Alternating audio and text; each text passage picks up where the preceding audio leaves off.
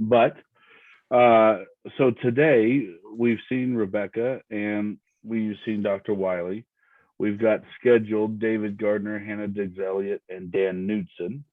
So we're scheduled through the end of the term. Today, I figure since we're halfway through the term, it would be a chance to talk with me and ask me questions about the program, what you need to do, AECT, whatever. I mean, at least Dunya and Susan both know me fairly well. They've been in the program for a while, but just questions. This would be a chance to ask questions about what you need to be doing, anything that you want to know in general. So I don't have anything prepared necessarily to talk about. So what do you want to talk about?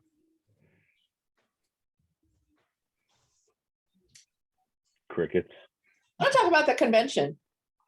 What about it? That's everything. A big. I can't do that. I've been planning it for a year and a half. So to say everything is that's not possible. How huge is this? There's over 700 sessions.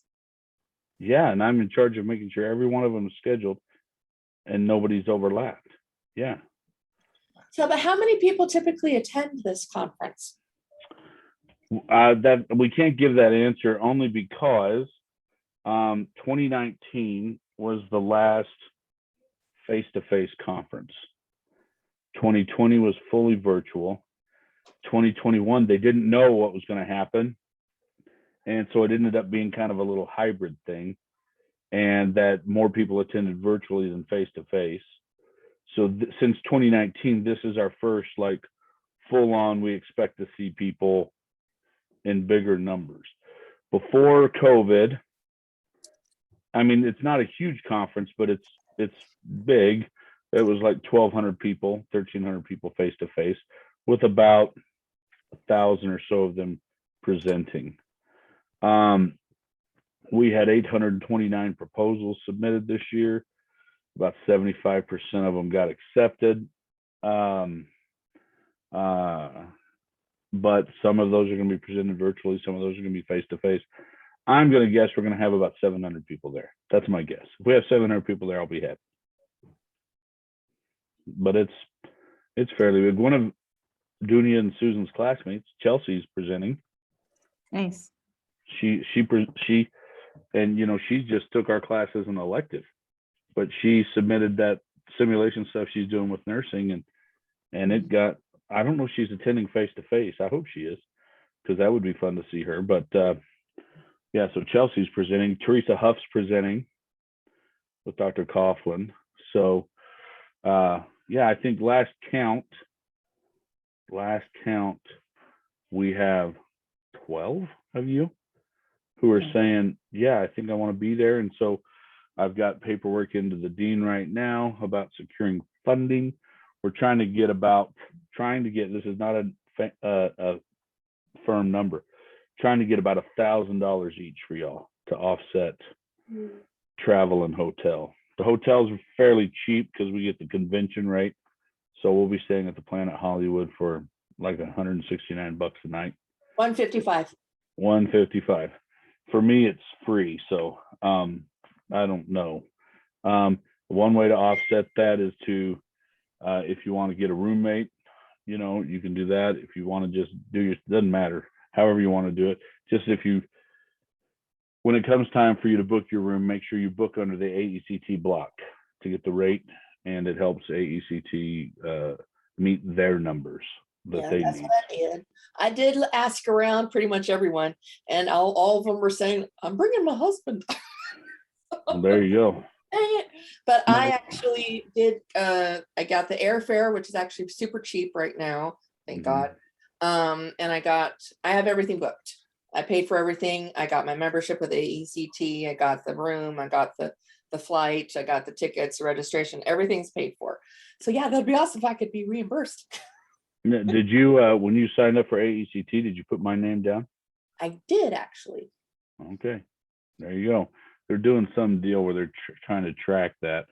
Not that I particularly care, but they are asking us if we have students coming to have them put our name down. So there you go. So if you do that, do that. I don't know, what else do you want to know about it?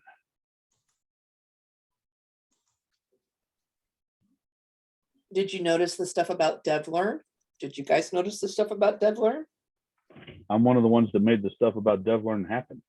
So yes, I'll say this again. There's nothing happening at this conference that I don't know.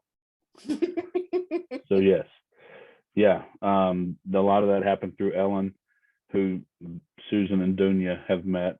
Happened through Ellen, and we were able to make it work. So yeah, and then I've given the DevLearn people a session at the conference to come over and talk. But yeah, the DevLearn stuff should be very cool. I'm definitely looking forward to that. I was actually shocked the difference in price between attending AECT and attending DevLearn. I'm going, ooh. Okay. Well, a lot of that has to do with the fact that the people going to DevLearn generally work for people with money. And in AECT, you're dealing with academics who never have money. And so it's you have to price it in such a way that it's attainable.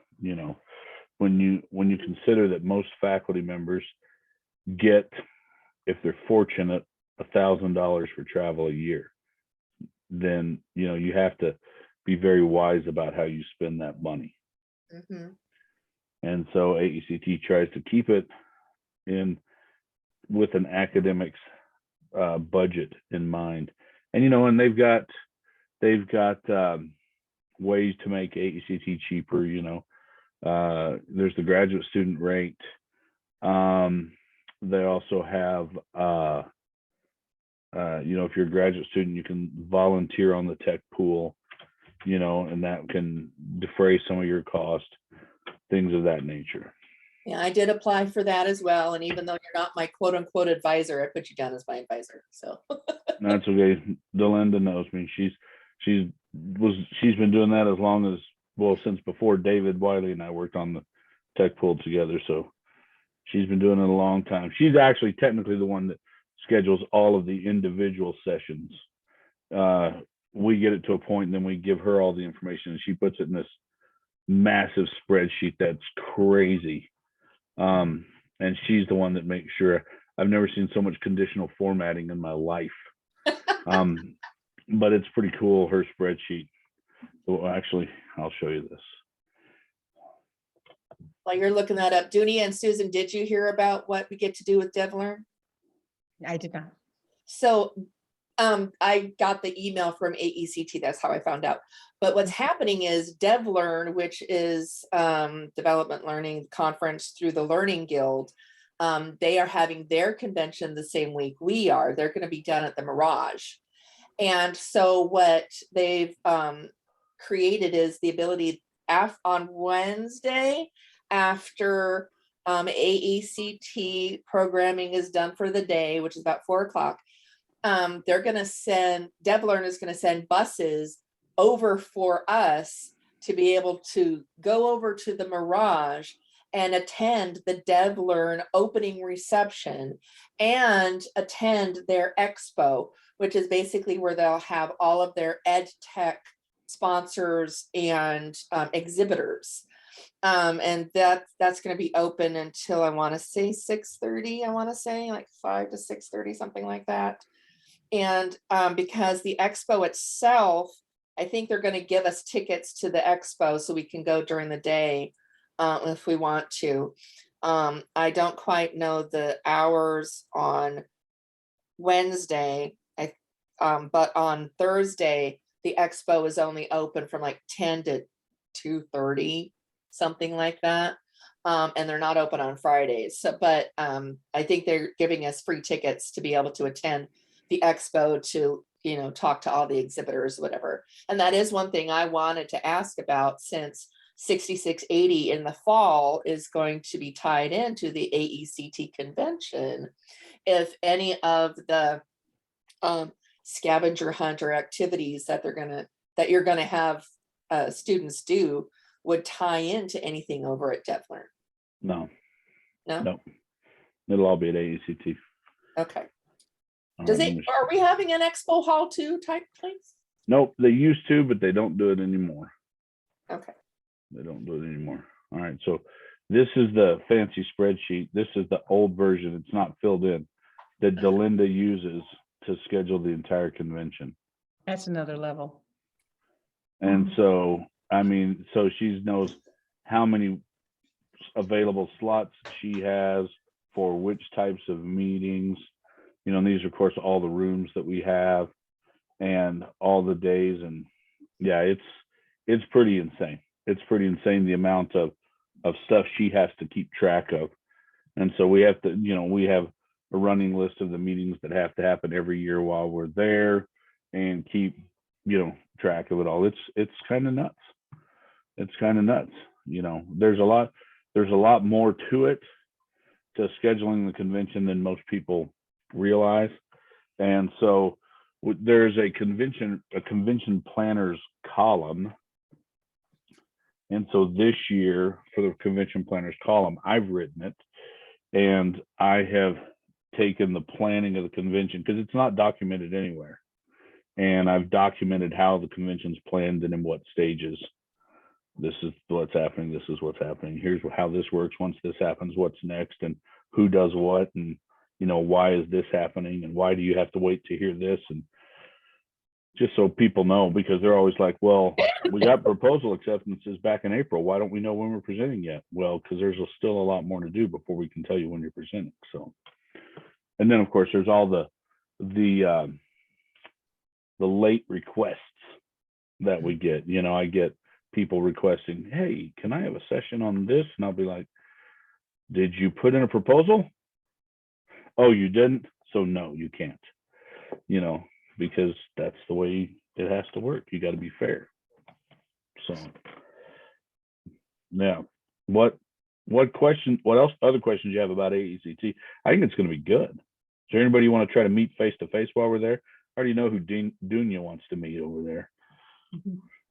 Well, Ellen too. Oh, you want to meet Ellen? Yeah, Uh-huh. we'll get Ellen there. Ellen's I'm sure will stop by, no problem. I don't know if she'll still be the interim executive director, because the search is going on right now for the new executive director. But yeah, I'm sure Ellen will make time to come say hi to everybody, because she's met most of you. So that won't be a big deal to her. Did I see D&D competition on that spreadsheet? Design and development. Yes, you did. Yes, you did, but it doesn't mean the D&D that you think it means. It's not you and the Hellfire Club out there doing your deal. You know, Vecna's got to wait, and you have to. That's the design and development competition sponsored by NATO. So you have a group of graduate student instructional designers. They get a design problem. They're mentored by a professional in the field, and it's sponsored and it's judged by professionals in the field. But the whole thing's sponsored by NATO. Very cool. Yep. So yes, you saw it, but it isn't what you thought. Well, Dr. Curry, one of the things I'm really looking forward to is, it's been mentioned before, is like this kind of construction of what instructional designers do. Mm-hmm. And I don't think it's going to be until I go to AECT that I actually understand the scope of it. I'm sure it's going to be much larger, like going to an anthropology or NAM show. Yeah. So there's all the different divisions in AECT, right? We have divisions and then special interest groups and things in that. So like TUSI helps run the whole instructional design and healthcare professions. There's an entire strand of presentations that were submitted to just them. There's another strand that's for people like Teresa or Candace, where it's all instructional designers in higher ed. Mm-hmm. And it's all talking about their issues. Organizational training and performance talks about, you know, organization training like in a corporate setting, you know, like Gaia works at, you know. And then there's, you know, just a lot of other Each division kind of has their own. There's a lot of overlap because instructional design is a big umbrella in some way, but it's all, how you look at the issues through the lens of the division. Culture, learning, and technology division is just that, culture, learning, and technology. So they do a lot of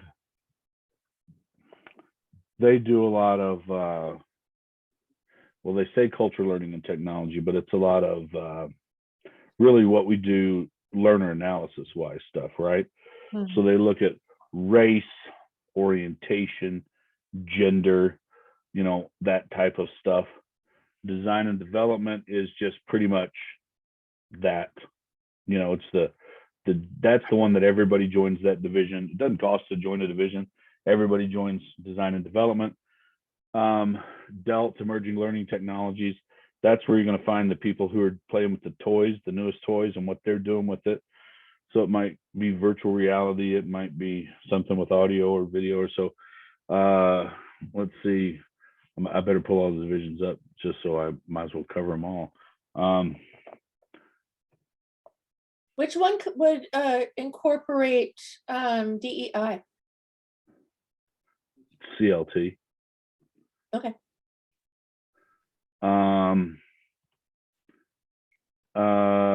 Distance learning is just that, talking about as things that deal specifically with distance learning. The GSA, the Graduate Student Assembly, is not a division, but it will have programming specifically for graduate students. And if somebody wants to get involved with AECT, especially as a graduate student, that's where you start. You can be a GSA rep for a division, and it's an elected office. International is just that, learner engagement.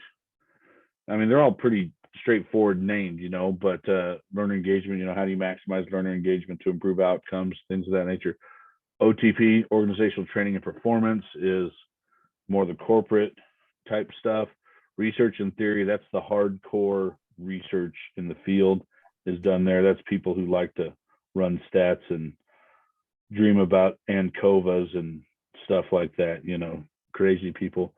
Systems thinking and change is like organizational change, and how do you facilitate that. Teacher education is like those classes that you teach to pre-service teachers on integrating technology in the classroom. It's that type of stuff. And then technology integrated learning, it used to be school media technology. So it was basically librarians. They've renamed, and I'm actually an officer in technology integrated learning. And it's just more, how do we use technology to facilitate and improve the learning process? So those are the divisions. So yeah.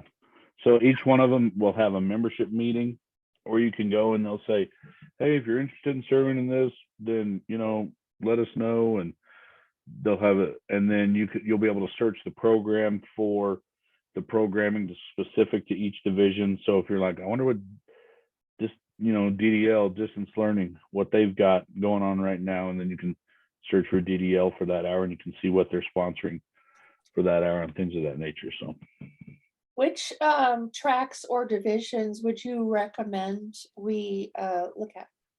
whichever one deals with whatever you want to do.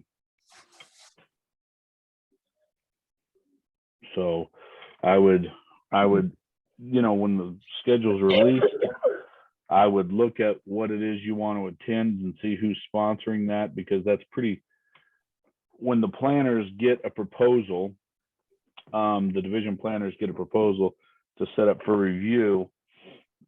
If they don't think it fits within the scope of that division, then they can transfer it to another division. So if you say, open up one and it's sponsored by, the learner engagement division, then that means that they think it fits within the scope of what they talk about in that division. Okay. So yeah, it's just finding, where they talk about what you want to talk about. And that's a really, you know, I can lead you in general directions, but that's a really intensely personal thing. You know, who are your people and who talks about what you want to talk about. You know, I've got the luxury. This year will be my 23rd AECT in a row, and so I've, you know, I know a lot of people, and so generally, if I don't know the answer to something, then I know who will know the answer, and I can generally guide you that way. So Do you happen to know if the sessions will be filterable on the website once the schedule is released? yeah, you can search by keyword, because they choose keyword. You can choose by keyword or by division. Mhm. Okay, cool. 'Cause that's a lot of sessions to go through. Yeah. So yes, you can. You can search by day, and things like that too. Do you happen to know when they will select the volunteers? Only because if I'm selected to work, then I need to work that into how I pick my day, schedule my day. If you, I don't know when Delinda makes that suggestion. It will be closer to the division. It'll probably be August or September, is my guess. And then what Delinda does is she'll tell you, okay, to work on this and to get the discount, you have to work this many hours. And then it's basically you kind of know what you want to go to or when you're presenting. And so you can, it's kind of first come, first serve. I want to work this time, this time, this time, and this time. And she'll say, okay. And then when those times are full, then, so yeah. Cool. I'm excited. Well, I hope it doesn't stink.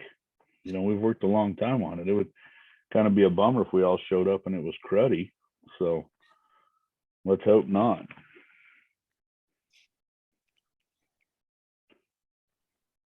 Other questions about AECT, Dunya? You've covered a lot. So, and mine would be completely self-centered and impersonal, because I was thinking about like going to as many sessions as closely aligned to my dissertation as possible. Right. So, Mhm. so that next year I can Mhm. maybe present. I wasn't quite ready this year. Let me see here. I'm wondering, but I can look because I have access. So if I do a search,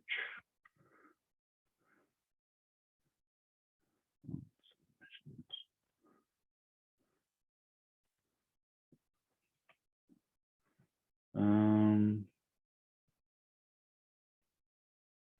we don't do it that way. No, that is not what we want.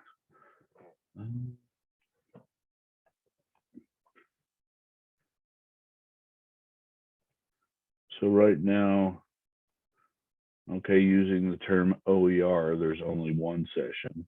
If I do open education, it'll probably bring up.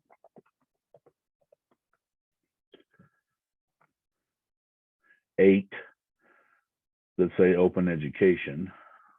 One was rejected. That one was rejected. So 7, let's say open education. I wonder if we have any that say anthropology.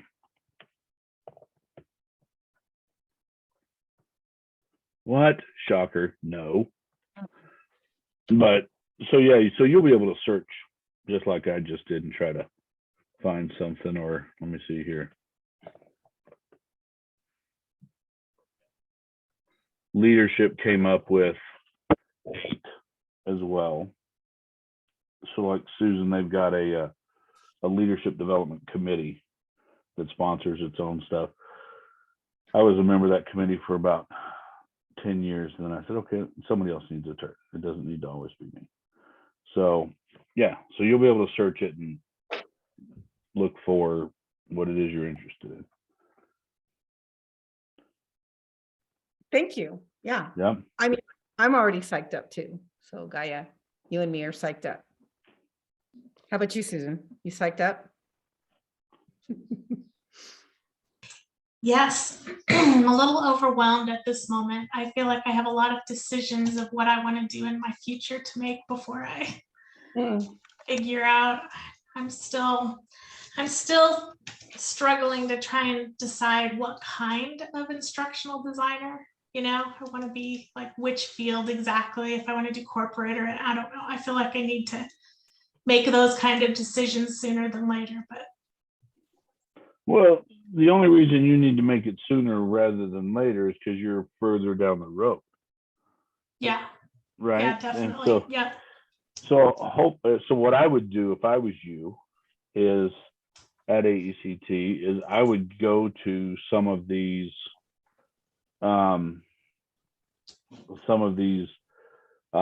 very specific design presentations and try to talk with some folk who may be in a position that you might be interested in, if that makes sense.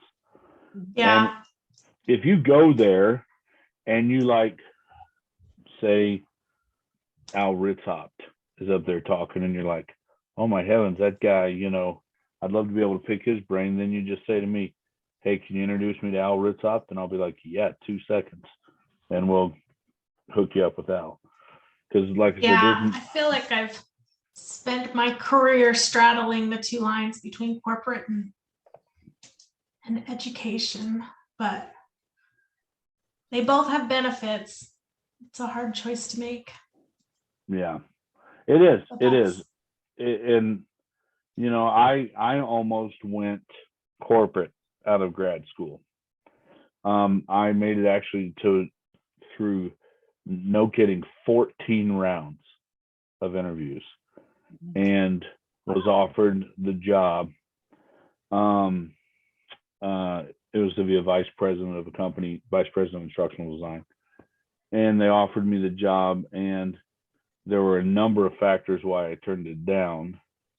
But as dumb as it is, I mean, it's for a lot of money too. I can't imagine what I'd be making now.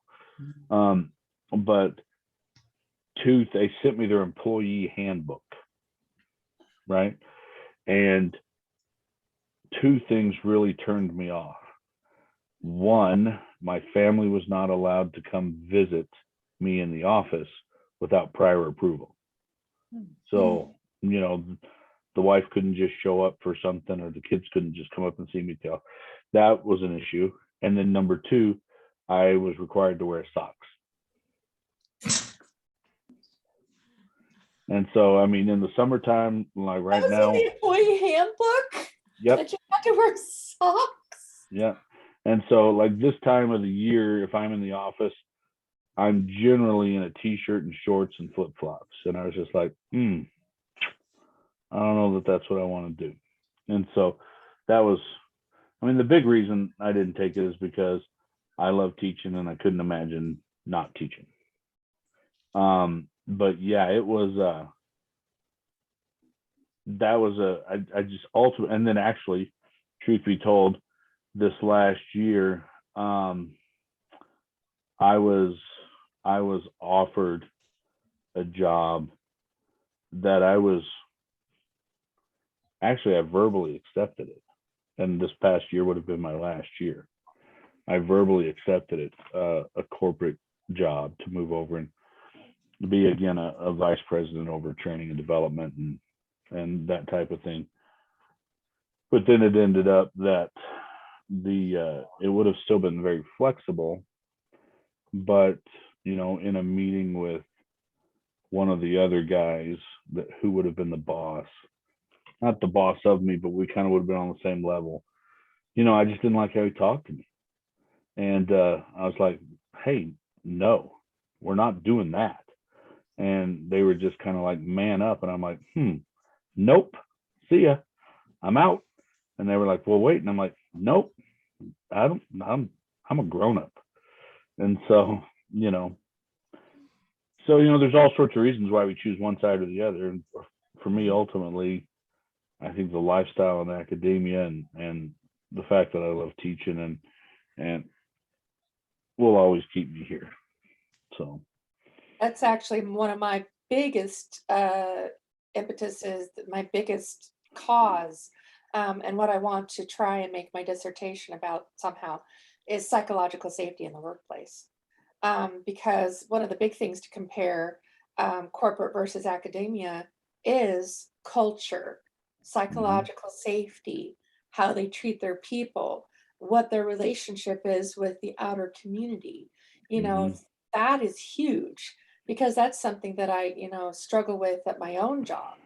And probably my biggest conundrum is whether or not I'm going to go into academia after I get the doctorate, because I can take advantage of the loan repayment if you work for a university for 10 years, so there's a lot of things to consider. So I absolutely feel your pain, Susan.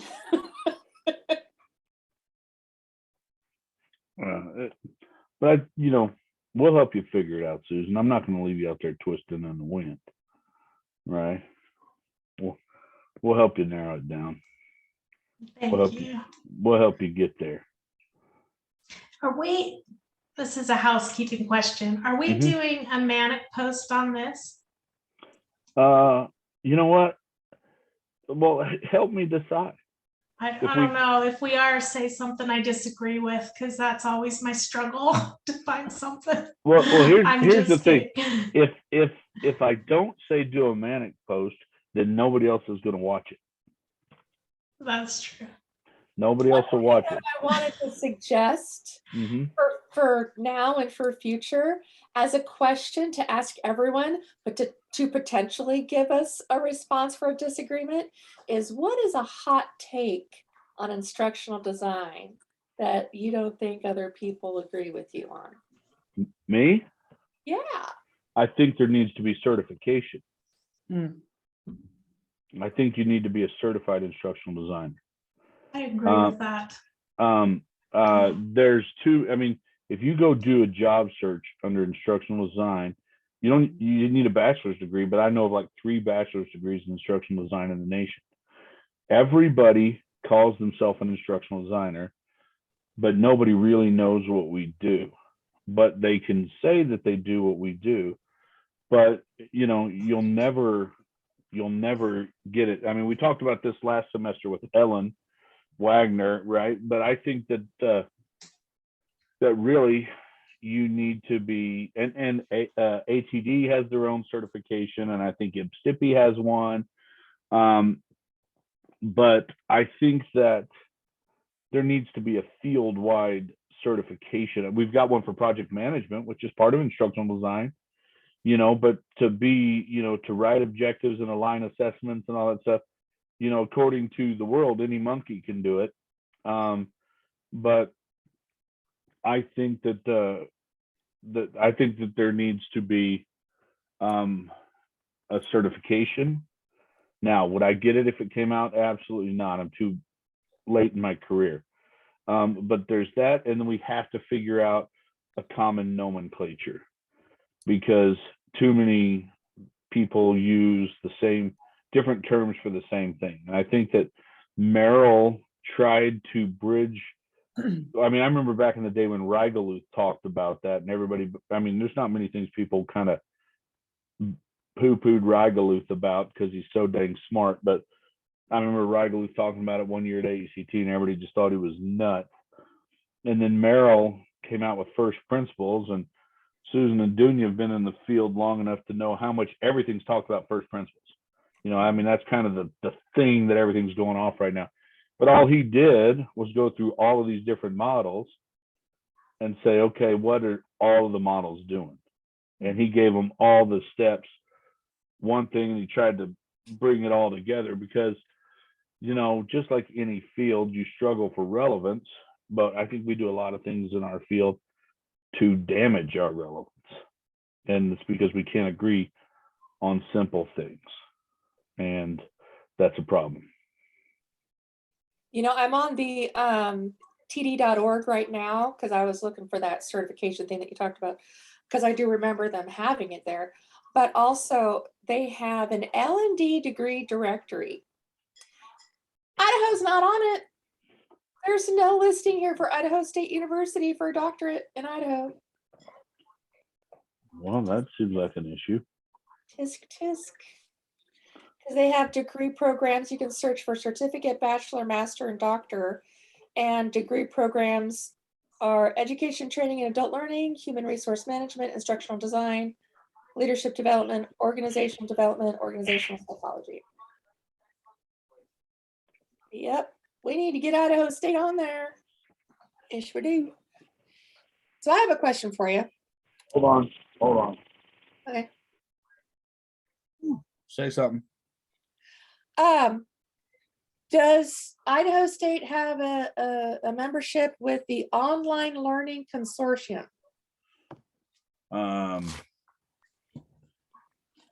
Isn't that what Candace is doing right now, Dunya? Something with them? I think so. Yeah, she got that cool Yeah, thing. I think Candace is doing, she got selected for some group that they do. And she's doing something with them. And I think, but I don't know if the university does. Because I signed up for their free membership, and they have institutional memberships, but I didn't know how to search for that, or if you guys had one already. But yeah, they have teaching certificate programs, instructional designer programs and courses, mastery series, institute badges. I just found them yesterday. So, but considering the fact that we are an online learning program, I figured that'd be probably a good thing to hook up with. Yeah, it would seem so. They probably only have Boise State on here, is going to be my guess. Boise State. Oh, they have U of I on here. U of I is going to go in the toilet now. Their only good person is leaving. So, Aw. That just means we're the best. yeah. Boise State's a tough one to compete with because they've got like 10 faculty. Oh. So they're pretty tough. They got a lot of money. So we just have to be really good on a smaller scale. So at any rate, I don't know what we were looking at there, but I had to take my headphones out. They were screaming in my ear, so I had to switch to the computer. So what was the question we were talking about? Oh, man. Yeah, that. We're at the, so I want to say yes to the Mannix, mainly because, you know, we're taking our time to be here. And that's what this class is about. Last week, everybody got off anyway. So I'm thinking, yes, we'll do a Mannix because I don't think anybody will watch the video otherwise. And I think that part of the purpose of these particular chats, this doc seminar, is to talk about issues related to where everybody is. And so I think it's important that we end up responding to this. You just have the benefit of being the ones driving the conversation, and everybody else has to pick. Now, as far as the not agree being a difficult aspect, remember the academic purpose behind it, right? It's not necessarily that you actually disagree with it, but it's that you can see how somebody else would, right? So somebody else, for example, might hear my whole thing about certification and say, you know what, I don't agree with that because of X, Y, or Z, right? So sometimes when we do a manic response, it's the academic exercise of finding statements that fit each category. You know, we have to remember, and I think part of the philosophy, well, actually, I know part of the philosophy of the manic posts goes back to Aristotle's definition of intelligence, right? Aristotle said that a mark of intelligence is being able to entertain a thought without believing it. And so when we're doing manics, sometimes we have to entertain a thought without believing it to be able to answer the question. Does that make sense? I don't know. I'd love to say something controversial for you, though, but I don't know what you want me to be controversial about, Susan. People shouldn't get second doctorates. There's one. because the first one's way too much work. People who want to get second doctorates are crazy.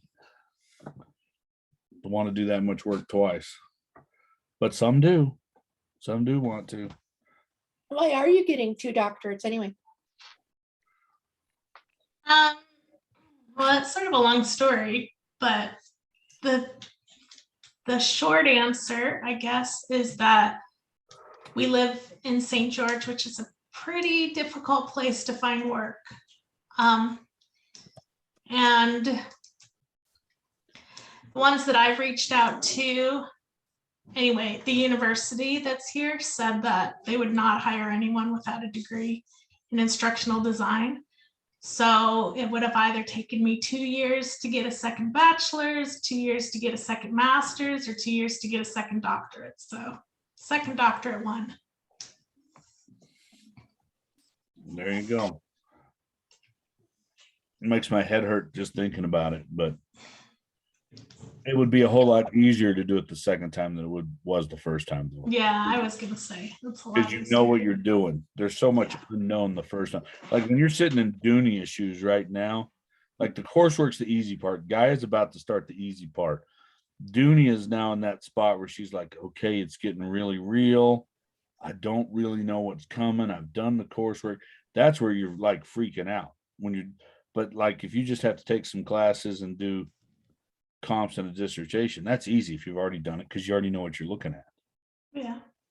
Well, and I've taught school for a while, so Yeah, it's easier to be a student when you've graded students. So it's true. This is true. Unless it's anthropology. I don't know how you grade anthropology. When we were talking about like lifestyle, I mean, Mhm. my choices are a crime lab or a classroom. So I don't want to live in a basement anymore. Well, there you go. You don't want to be Bones? I like to teach it more Yeah. than do it. Yeah. my daughter's doing well, she has a couple of master's degrees, but she's doing developing a class in DNA, criminal DNA. So for UVU. So anyway, so it's fascinating all the things that are happening in that field right now. I don't know if my sister's doctorate is in archaeology or anthropology. Technically, I don't know what it says on it. On your paper. She works as an archaeologist, a faculty member, and you know, but I remember talking to her once, and she was like, "Oh, it's really interesting. Have I told you the story about the button?" Oh, the button that she was excited that she found. Yeah, and I was like, she's like, it's really interesting, and I'm like, no, it wasn't. That is not interesting at all. But you know, I'm really proud of her. You know, I see her on Facebook all the time. She's down in Florida, and she's doing all the right things as a faculty member. She takes her students to conferences, and they get to present their parts of what they did and stuff. And that, I mean, I just know she's a good faculty member, so I'm really proud of her. But yeah, I just always go back to the button. No, that's not interesting. Though I will say, when I was in Guatemala and climbing all over Mayan ruins all the time, it was crazy interesting. The stuff that we would, you know, you'd come across that nobody'd ever seen in 1,000 years, you know, and you're like, this is amazing, you know. I remember one time there's this path that we hiked between 2 villages, and we took it all, I mean, like seriously, probably 4 times a week. It was about 8 kilometers long. It wasn't long, and I was skinny then. And so we would back and forth, and we were coming back to where we lived one day, and it was through the middle of a coffee plantation, and my companion was hungry. And on this coffee plantation, they had, in this particular section, a lot of mandarin orange trees. And he could climb any tree. And he's like, I'm gonna, and we knew the guy who ran the plantation. He was like, you guys can take whatever you want anytime. So at any rate, my companion was like, I'm gonna climb up there and get some mandarin oranges. And I'm like, great. And so we were at a particular spot where the path forked, and we always went this way, and it was a little bit of a steep climb, but there was an old Mayan road. You could see where they had built the road, and we were used to looking at that, no big deal. But it went this way, and obviously went somewhere this way and switched back and met up, so it was just easier to go that way. And he climbed this tree that was right here, and we'd been doing this for like 3 or 4 months at this point in time, and I said, well, hey, I'm going to walk through here and just take the little switch back up. I've never walked that little thing while you go do it. And he was like, okay, whatever. And so literally I took 6 steps to the right off a path that I had been hiking for months, walked through the brush, and there was a 200-foot Mayan temple that we'd been walking by and it was overgrown, had never been excavated. And I was just like, huh. And I'm like, hey, get down here. And he's like, what? And I'm like, get down here now. And so, yeah, we spent some time crawling around on that thing. But I mean, that was interesting. Buttons, not interesting. Mhm. So I got a question for you before we end for today. Okay. So you've been in the field for forever. Have you been teaching the whole time, or did you actually do the instructional design role in a university or anywhere else? Okay, so I'm going to make sure I understand your question. The implication of what you said is that because I teach, I don't do instructional design. No, I was asking it sounded like you've been teaching the whole time, but I was I have wondering. worked as a corporate instructional designer, yes. Oh, well, I was I'm- asking for in academia too. Yeah, I have done it in higher ed, Okay. helping faculty develop online courses. And I've also done it in the corporate world. I have also worked as an independent designer.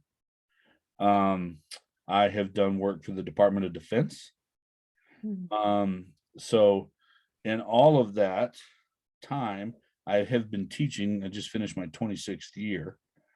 But in all of that time, I have been able to do a lot of different work as well. So since you have done everything then, what do you think has been the hardest thing you've had to deal with in any of those circumstances? People. Just dealing with people? Mhm. People are so incredibly variable, and everybody wants what they want.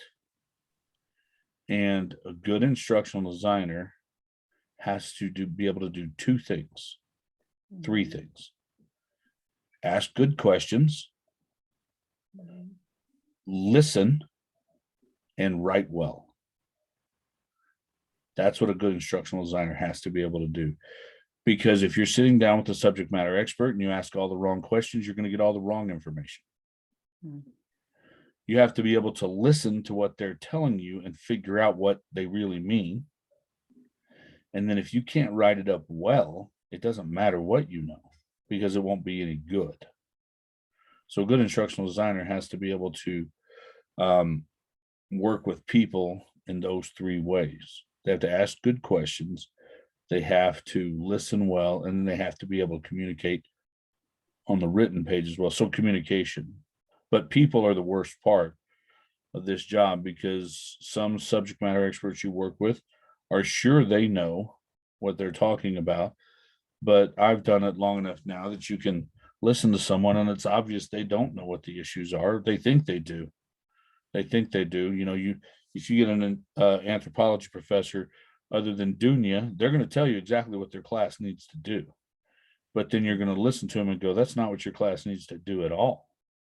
And most faculty or most subject matter experts aren't trained listeners, and they're just the experts, and they expect you to do what they are telling you. And so learning to negotiate people in that sense, professionally as an instructional designer, is by far for me, that was the most difficult part of the job, because I can already write and, I can design instruction, when I'm sitting with someone and they start talking about it, I already start formulating it in my head, because I'm like, oh, they're kind of doing this type of thing. So this type of approach might be the best, as we go through and learn the different instructional design models, for y'all, it's okay, I'm learning this one and I'm learning this one and I'm learning this one. And so it's like, I know how to use a hammer now. I know how to use a screwdriver now. I know how to use a wrench now. But I've been doing it long enough that I just have a toolbox. And so as I'm listening to them, I go, okay, I need a hammer. And I know where to go get the hammer and where to use it. And so that's the easy part, is getting that type of knowledge, but it's the soft skills that an instructional designer needs that are really, really tough. And I've known a lot of really talented designers who lacked people skills. And the truth of the matter is, and this goes for a lot of walks of life, is most people talk too much and listen too little. And it's really easy to talk your way out of credibility. I'm thinking of a guy that I know from AECT who is really good at what he does. He's a really good researcher, and he does really respectable research. And he really wants to serve at AECT. And I've known him for years, and he'll come to me and, John, you've served at all these levels, and I want to be able to do that. What do I need to be able to do that? And I always tell him, well, two things. One, I say, stop drinking at AECT, because he showed up multiple times drunk to the meetings. And I'm like, we're too small of an organization, man. Nobody trusts you. But two, I'm like, stop talking. You don't have to have an opinion about everything in every conversation. And that's a tough thing. That's a really tough thing. A lot of times people talk when they feel insecure, right? It's like your kids, your kids are in trouble. So they keep talking, think that somehow that's going to make it, I'm going to forget what we're talking about or something. If I keep talk long enough, but really you just make it worse. The best piece of advice ever that I give graduate students is, don't ever answer a question you're not asked, ever. Because the second you answer a question you're not asked, then that I can now talk about that too. And I think Susan will vouch for this, especially in a defense. If you go into a defense, shut your mouth. Talk as little as possible, because anything you talk about, I can question you about, whether it's on the paperwork or not.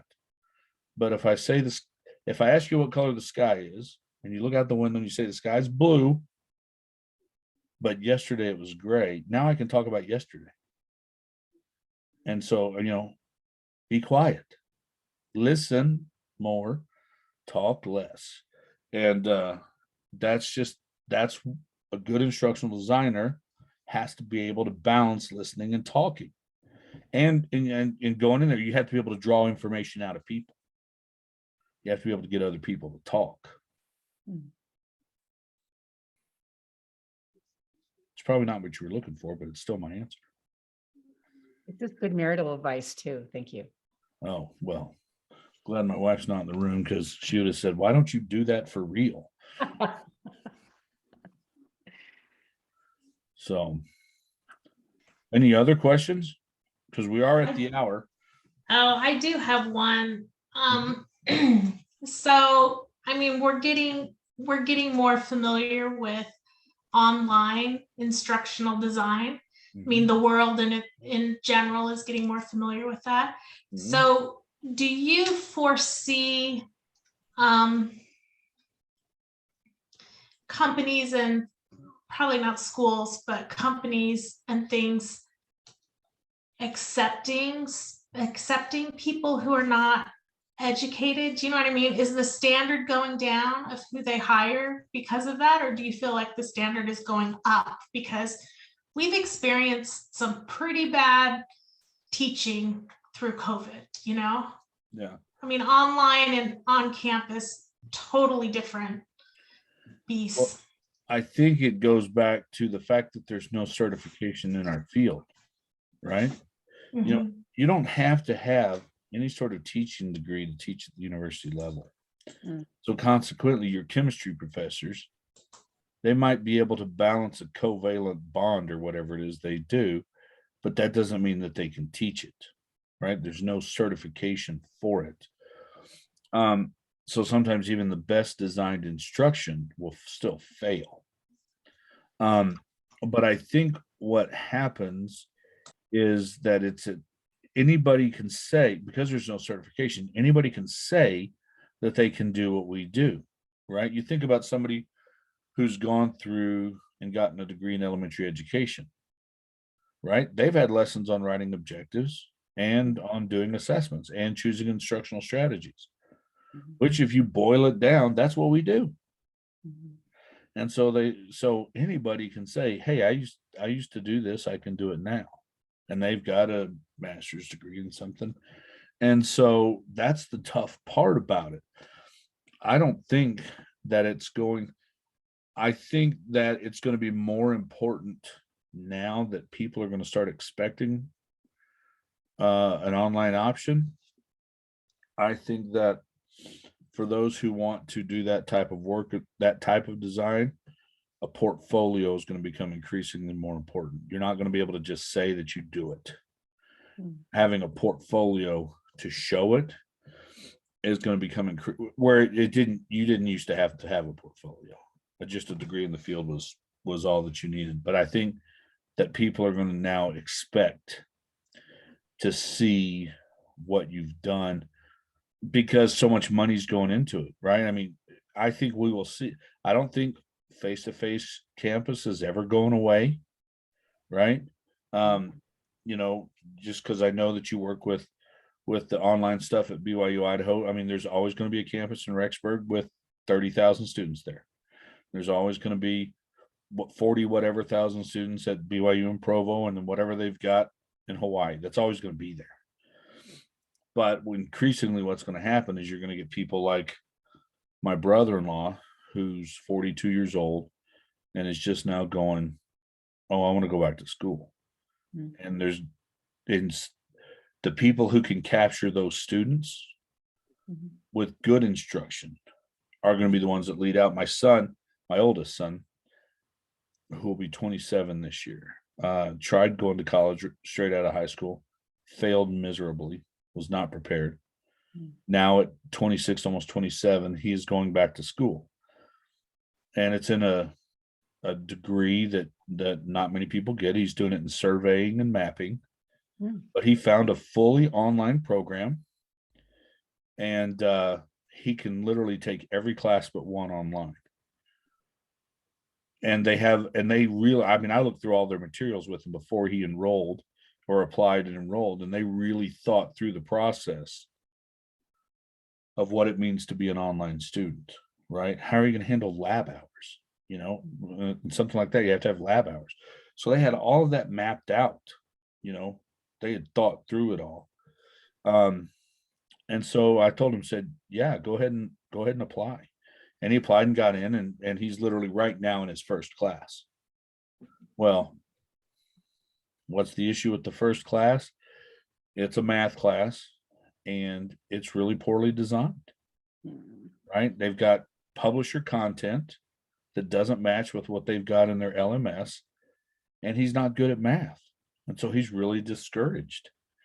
So I think the portfolios to show, so the market for online degrees is going to increase, online degrees and certifications. What we do, to get back to your question, I don't think that they're going to look any harder for people. I just think that they're going to get smart and look for better people who can prove what they can do. Does that answer your question? What I would do, only because I've been looking into this stuff for a while now, devlinpeck.com, he's here in Portland, Oregon. He does boot camps and he helps instructional designers, blah, blah, blah. But what I'm getting at is he has a gallery with a list of people who have either, probably all of them have taken his boot camp, I'm sure, but they all have portfolios. And so they have links, they have little bios and little links for their portfolios. And so if you want to see what's out there, the type of things that people are putting on portfolios, that would be a good place to look. Because trust me, portfolios is definitely the way that, you know, you should go. Absolutely.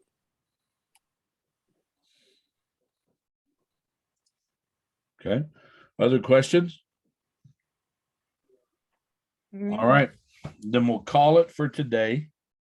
I appreciate everybody being here. Next week, when we get back, we'll meet at the same time next week. And I hope Rena's here because this is who she wanted to talk to. You two who were here last semester, we're finally going to get David Gardner here. So we'll have David Gardner here next week who will talk to us about accessibility. And then again, he is a faculty member as well, and he'll be able to answer, you know, just general advice questions. But we'll have David Gardner here to talk to us next week. So with that being said, yes, Susan, we'll do a manic response.